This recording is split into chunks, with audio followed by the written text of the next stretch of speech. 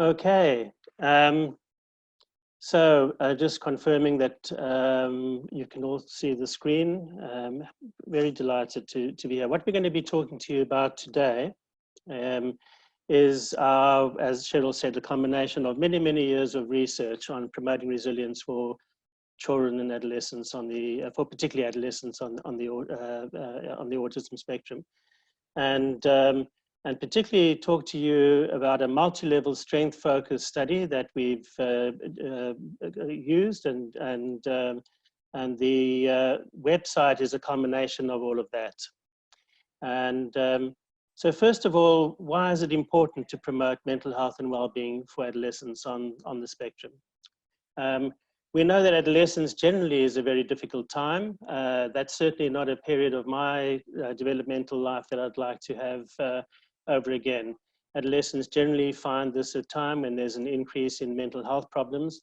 And for adolescents on the autism spectrum, it's even a greater challenge. It's a time when relationships and extrafamilial relationships are very important, but it's also a time when people are in fact on the receiving end of more social isolation, potential bullying, and a range of other difficulties as they try and navigate this developmental time.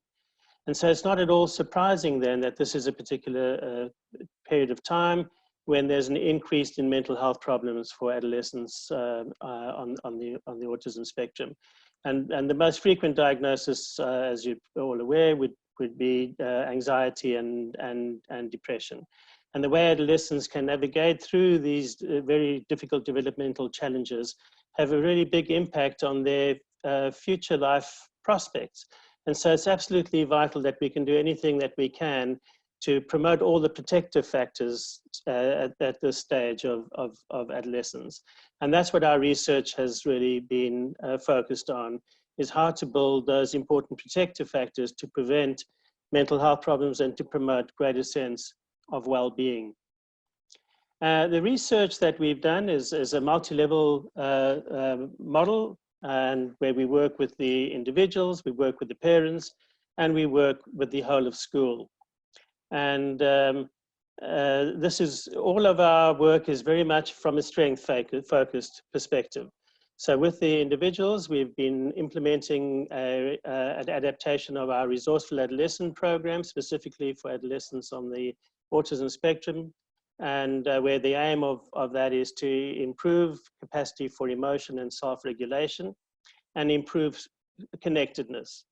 For the parents, we have a program specifically designed for them to promote the protective factors as well, which are increased family connectedness, parent-adolescent relationships, the capacity for parents to promote the belonging and connectedness. And Astrid will be talking to you more about that. And at the whole of school level, we have programs that are designed to promote school connectedness and belonging. And one of the models that we've been implementing at the whole of school level is something called the Index for Inclusion, which is a set of tools that schools and school personnel and administrators can use to increase the capacity for connectedness at the level of policy, and a range of other levels. And the way that these interventions work is they all aim at improving a number of things. In the first instance, it's all aimed at trying to increase that sense of connectedness and belonging. And then the second aspect of it is to improve the adolescent's capacity to regulate emotions. And we know that the ability to regulate emotions works hand in hand with connectedness and belonging. So that the more you can regulate the emotions, the more easy it is to feel liked and valued by people around you. And the more liked and valued you are by people around you, the easier it is to regulate your emotions. And those two major variables combine to promote well-being and mental health. And so that's really the model that we've been using. And then this model has been translated into a website, which we were pleased to be able to have launched just recently. One of the main features that we want to get across in this website is this concept of school connectedness, which is defined as the extent to which students feel accepted, respected, and included in the school climate. The notions such as I feel like a real part of the school, people here value me in this particular school and take notice of me. So the two important components of connectedness at school, from what we could see, is the sense of being valued and the sense of being included. And in fact, we believe that the acronym VIP should really rather be a valued and included person, because we all need to have those features of being valued and included. So why am I mentioning this? The importance of this is because our research has shown over the years that this variable of school connectedness is one of the most powerful protective factors against mental health problems, and vitally important in the promotion of well-being. So what we've got here is a correlation matrix, which what it tells you with the CDI is the depression measure and the PSSM is the measure of school connectedness. That correlation of minus 0.67 would suggest that well over 40% of the variation in depression is actually accounted for by variations in school connectedness. That's a really powerful predictor and really set our whole research onto a different course. When you get correlations that high, you don't normally get correlations that high unless you're using an alternative measure of depression. I remember when I first saw these correlations, I said to my teenage daughter at the time, I said, Megan, after years of research, I've just discovered that the extent to which people feel valued and liked and included in the school environment is the most important factor for them in terms of their well-being or whether they're going to experience depression. And she looked at me and she said, "Dear Dad, you didn't need to do the research for me to tell you that. I could have told you that in the beginning." And that certainly was a dear dad moment, but very important finding for us. So we now know that parents are very important in adolescent well-being, schools and that connectedness are very important, and that parents also play a very vital role in promoting the school connectedness of adolescents. More recently, we've done some other research and found a variable just slightly more important than school connectedness, and that's the variable of a general belonging. Although school connectedness accounted for most of the variation in general belonging, we now know that for all of us, being connected at a range of levels, where it being at the school or the family and in every context is vitally important for us. And so we've taken some of this information, we've pulled this together in a website, and Astrid will take you through this in describing the website from here onwards. Thank you. Thank you, Ian, and thank you everybody for participating this afternoon. And as Ian said, I'm going to show you our, just dip in and out of parts of our website. So I'm just going to share the screen.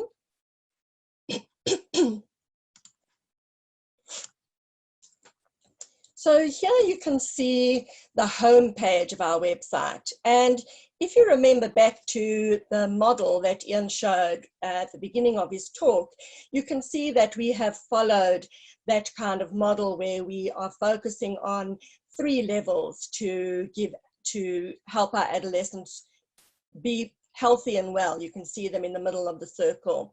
So we've got parents and caregivers, a section for teachers and support staff, and then also a section for school and community.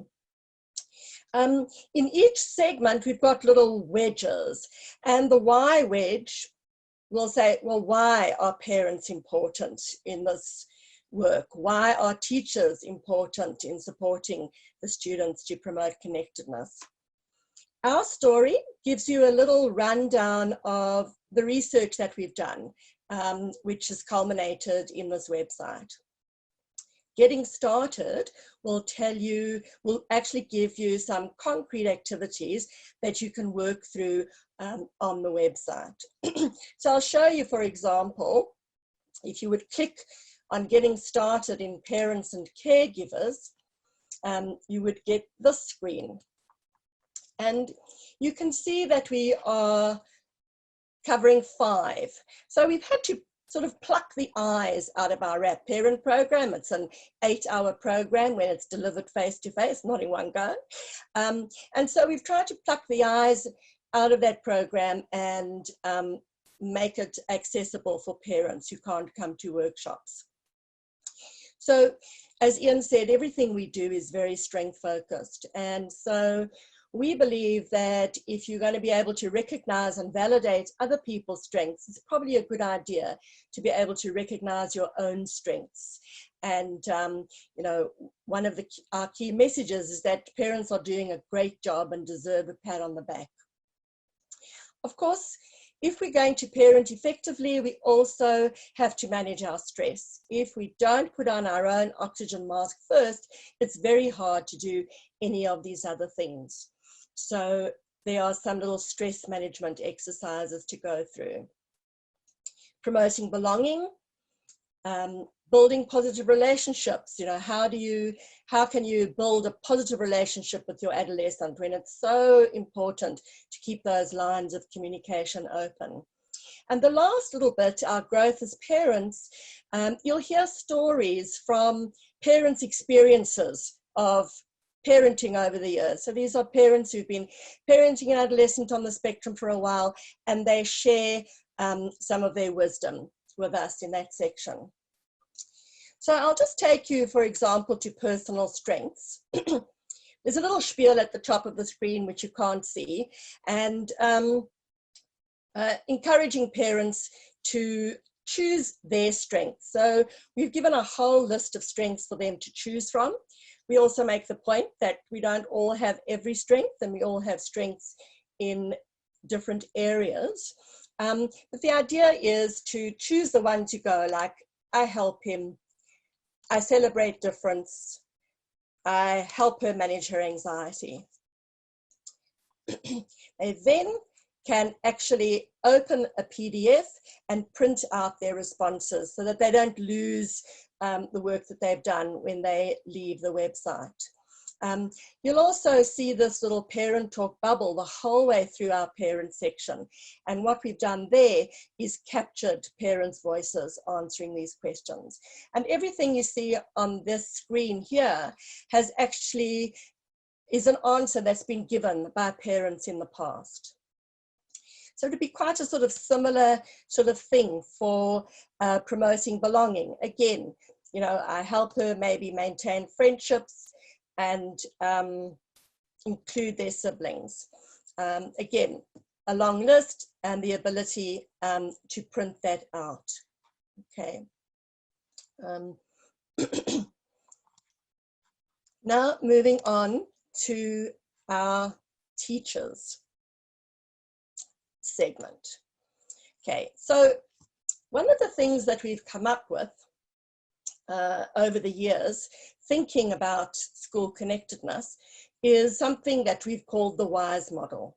And this really just contains the micro skills of school connectedness. Okay, and so even though teachers and school systems are operating in very, very different ways at the moment, and my goodness, I'm so impressed with what teachers have done in such a very, very short period of time. You really ought to be giving yourselves a big pat on the back. I think it's just phenomenal. But there are also things that we can do to promote a sense of belonging. So WISE, where W stands for warmth and empathy, where you see a warm environment, smiling, calling students by names. Inclusion, creating an environment where everyone feels included, like create a group project or notice a child who isn't connecting and do something to help them connect. A strength focus, which means noticing and commenting on strengths and also creating opportunities for success. And then equity and fairness. An equitable environment is one where there's openness, transparency, and equal opportunities for students and staff. Teachers then have the option to explore this further. By clicking on one of these, they can actually explore some more ideas for how they can do these things in everyday interactions in their classrooms. Now, I know you're sitting there and you're thinking to yourselves, I know how to do all this stuff, and I do all this stuff. And the truth is that most teachers are doing this stuff all the time. I think that, What's just useful, we've been told, is to have it in a little model that, you know, we can just pull out when we need it. So for example, if I'm having a very stressful day, or I'm not feeling particularly good about myself and I have to front up for a seminar, I can just bring that WISE model to the front of my head and go, okay, Astrid, remember those 4 components. And it helps me to make connections and create good feelings in the group that we're running. So you'll see there are lots of other activities that teachers can do. So I hope you'll visit those pages. In terms of the school and community in that bubble, you know, we know from research, as Ian pointed out, is connectedness to the workplace is really fundamental to our well-being. And connectedness from the top down really ultimately promotes connectedness and creates the ethos of the school. If you've got a principal and a team at the top who are aware of connectedness and the importance of connectedness, it all seems to sort of wind its way down the system. And so in this section, you'll find some examples. Here's a little example of working with a community as opposed to working with a school system. And here's some information about working in schools. So Ian mentioned the index of inclusion, which we have found to be a really, really fantastic tool for getting whole school systems involved in creating a different ethos in the school. And here in our story, you'll see the importance of inclusive education, and you'll see a really nice introduction to the index for inclusion and real steps for how you can go ahead and implement the index for inclusion should you choose to do that. And in fact, if you pop back into our teacher segment, in the Our Story segment there, you'll find a really lovely example from a teacher who describes how they implemented the index for inclusion in their school and the success that they had with their students in the school. There are also ideas that school administration and teams can take on to try and action some of the ideas in the index of inclusion, and you'll find them here on this page.